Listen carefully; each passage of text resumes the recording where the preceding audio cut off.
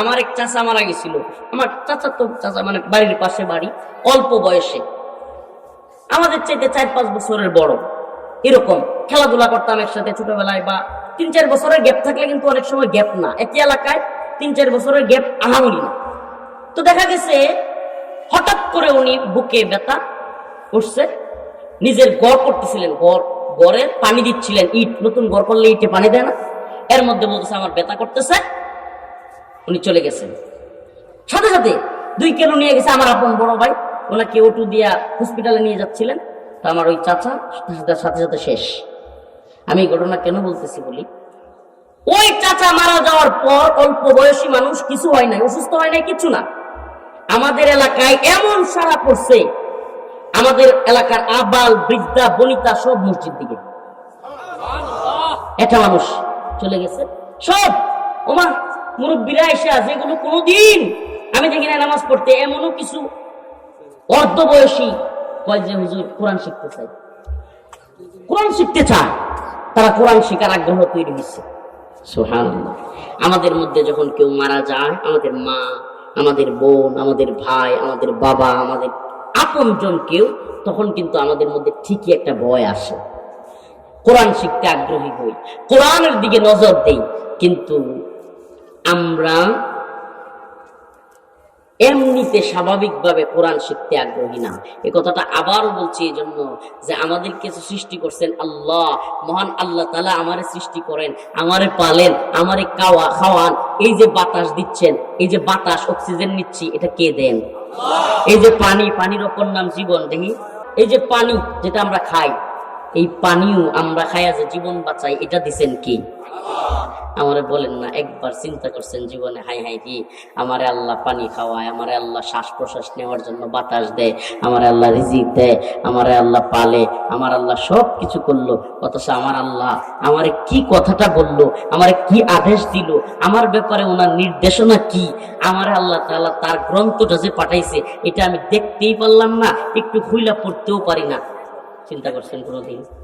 আমার আপনার চাইতে কম অদম আর কেউ আছে?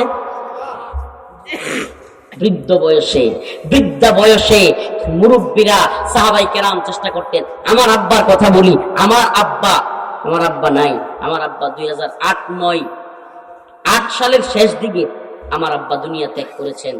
আমার আব্বা শেষ বয়সেও তাবলীগে যাইতেন আর চেষ্টা করতেন কোরআন শিক্ষা করার জন্য। কিছুদিন আমার কাছেও কোরআন পড়ার চেষ্টা করেছেন, কায়দা পড়ার চেষ্টা করেছেন। আমি একটু ভুল বেশি ধরতাম, আব্বা কয় যে তুমি করা হেডমাস্টার, তোমার কাছে পড়া যাবে না। পরে আমার চাচাতো ভাই একটা ছিল ছোট, ওইটার কাছে পড়তো।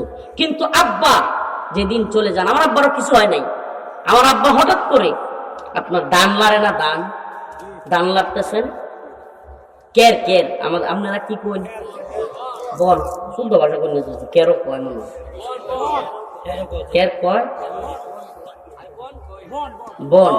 বন আমরা কই, কের বন, আরো নাইরা আরো অনেক ভাষা আছে। আচ্ছা যাই হোক, তো এই নাইরা কোন আর কের কোন বন কোন, এটি আব্বা লাভতাছে, কথা বুঝছো, লাভতাছে কি হতাছে, এই লাভতে গিয়া হঠাৎ করে আম্মারে ডাক দিছে। আমরা গেছি গিয়া 2008-9 সালে, খেয়াল আছে কিনা, প্রথমবার ভোটার আইডি কার্ডের ছবি তুলতেছিল, প্রথমবার আমরা গেছি গিয়া। ওই সময় ছবি তোলার একটা অন ক্যামেরা মোবাইল ছোট্ট পোলাপানের হাত, এখন এই জামানার পোলাপান বুঝতো না। এই 2008-9 বা ওই সময়টাতে ক্যামেরা বা ছবি তোলা একটা বিরাট আকর্ষণীয় একটা বিষয়। হ্যাঁ, কেউ ছবি তুললে দৌড় সামনে যেতাম, হ্যাঁ আমার দৌড় ধরে, কথা বুঝছেন না ঘটনা। তো ভোটার আইডি কার্ডের ছবি তুলবে, আমি ছোট তখন দৌড়ায় গেছি, আর দৌড়ায় আইসা দেখি আমার আব্বা ওই যে বন লাড়তে গিয়া ওখানে পড়ে আছেন। আম্মারে ডাক দিছেন, আমার শরীরটা কেমন লাগতেছে, আম্মা একটা মশলা ছিলেন না, নামাজের মশলা লই আইছে, কথা বুঝছেন। আমার বয়স তখন 30 হলে 12-13, ওইরকম 12-13, মানে হেফজখানে পড়ে 17 বার হেফজ করছে। তো আমি আইসা দৌড়ে দেখলাম আমার আব্বার সাথে নাই। তাইলে এই যে সুবহানাল্লাহ, আল্লাহ রাসূল বলেছেন খায়রুকুম মান তাআল্লামাল কুরআনা ওয়া আল্লামা, সেই ব্যক্তি হলো উত্তম যে কোরআন শিখে এবং শিক্ষা দেয়। এই যে 1000 টাকার নোট, কথাটা বুঝেন? এই যে 1000 টাকার নোট, এই কাগজের নোটের কোনো মূল্য আছে? বুঝেন নাই? এই সেম যদি আরেকটা কাগজ হয়, সেম যদি আরেকটা কাগজ হয়, এই কাগজের কোনো মূল্য আছে? এই কাগজটা 1000 টাকা, কিংবা এই কাগজটা দিয়া বই কিনতে গেলেও 1000 টাকার বই পাওয়া যাবে, টুপি কিনতে গেলে 1000 টাকার টুপি পাওয়া যাবে, খাবার কিনতে গেলে 1000 টাকার খাবার পাওয়া যাবে। আমার কথা বুঝতেছেন? এইটার কারণটা কি? এই যে সংখ্যাটা, এইটা দিয়ে এত মূল্য কেমনে? এই কাগজ, আগামীকালকে যদি কেউ এই কাগজ দিয়ে কোনো কিছু না দেয়, এই কাগজের কোনো মূল্য থাকবে? প্রিয় ভাইরা আমার, বন্ধুগণ আমার, এক কথায় বোঝানোর জন্য বলি, এই গ্রামে এটা বোঝানো আমার জন্য মুশকিল, তারপরেও যারা বুঝবেন তো বুঝবেন। আপনাদেরকে বলি, এই যে 1000 টাকার সংখ্যাটা দেখতেছেন, এই 1000 টাকার সংখ্যাটার পিছনে বাংলাদেশের রিজার্ভ ব্যাংকে, রিজার্ভে এই 1000 টাকার সম পরিমাণ স্বর্ণ মুদ্রা কিংবা স্বর্ণ এই জমা আছে। কি আছে? আমার কথা মনে বুঝাইতে পারিনি। এই 1000 টাকার নোটটার 1000 টাকা মূল্য কেন? এই 1000 টাকা মূল্যের সম পরিমাণ সোনা বাংলাদেশের রিজার্ভে জমা আছে, এবং এটা ফেডারেল রিজার্ভ কিংবা কেন্দ্রীয় ব্যাংক, আন্তর্জাতিক ব্যাংকেও এটা কুক্ষিগত আছে, ওখানেও জমা আছে যে বাংলাদেশে এতগুলো টাকা ছাপানো হচ্ছে, এবং এই টাকার পিছনে স্বর্ণের একটা মূল্য কিংবা সেই পরিমাণে একটা রিজার্ভ জমা আছে, এই কারণে এই টাকাগুলোর মূল্য। আর নাইলে তো বাংলাদেশ চাইলেই হাজার হাজার কোটি টাকা খালি বানাইতে পারত, টাকার অভাব পড়তো। কয় না বাংলাদেশের টাকার সমস্যা, সমস্যা কি? কাগজ খালি টাকা বানাইব, কাগজ যা আছে সব টাকা বানাইলেই তো সমস্যা থাকতো? সম্ভব না। আপনার টাকা বাড়াইতে পারবেন, উত্তর কোরিয়ার মতো বস্তা নিয়ে আবার বাজারে যেতে টাকা বানাইতে পারবেন, কিন্তু টাকা বানাইলে কথার কথা, এই বইটার দাম কত? এই পিয়াজি ভাই 80 টাকা। হ্যাঁ, মনে করেন উদাহরণস্বরূপ এই বইটার দাম 80 টাকা। এখন এই বইটার দাম 80 টাকা, কিন্তু আপনি এই 80 টাকারে 1000 টাকা বানাই ফেলছেন, মানে কাগজ বাড়াইতে বাড়াইতে এত পরিমাণ।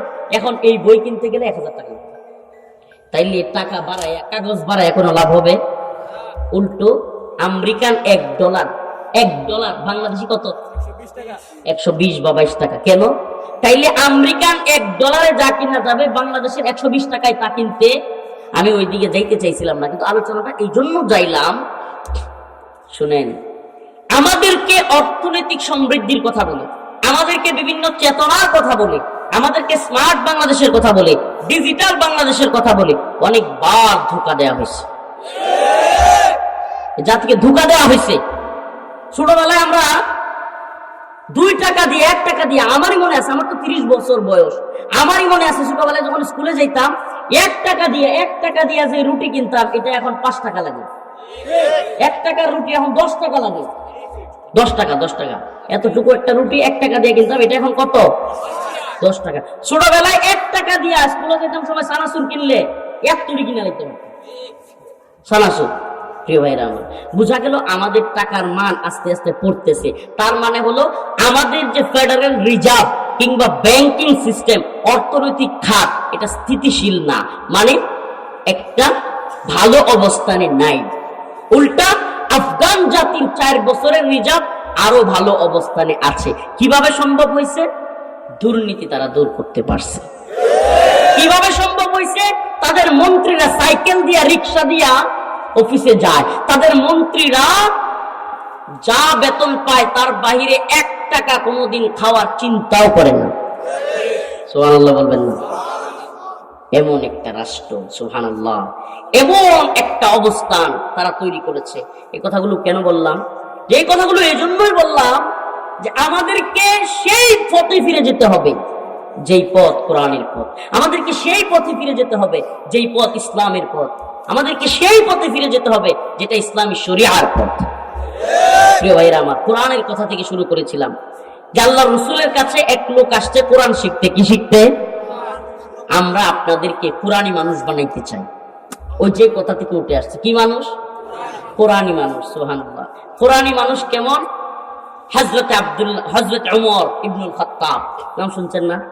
আল্লাহর নবীর প্রিয় সর্বশ্রেষ্ঠ সাহাবীদের মধ্যে যে 4 জন সাহাবীর নাম আসে আশারায়ে মুবাশশারা কিংবা 10 জন জান্নাতি সাহাবীদের মধ্যেও যাদের নাম অন্যতম হযরত ওমর রাদিয়াল্লাহু আনহু তার মধ্যে একজন। আচ্ছা বলেন, যেই লোকটা তরবারি নিয়ে যাইতেছিল উট পাওয়ার আশায় দারুন নাদওয়া নামক একটা পার্লামেন্টে, মক্কার দারুন নাদওয়ায় একটা পার্লামেন্টের ভিতরে